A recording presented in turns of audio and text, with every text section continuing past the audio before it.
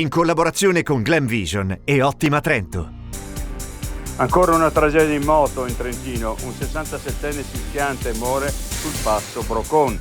La vittima è Marco Felloni, è la quarta vittima in 3 giorni.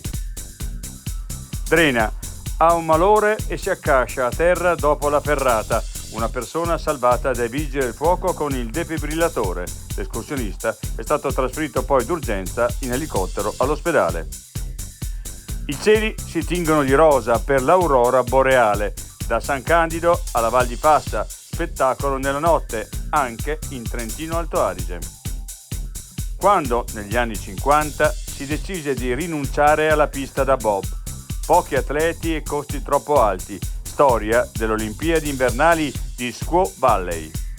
Progetto Ulisse, una traversata fluviale su una zattera costruita interamente con materiali di recupero tra avventura, ricerca e sensibilizzazione.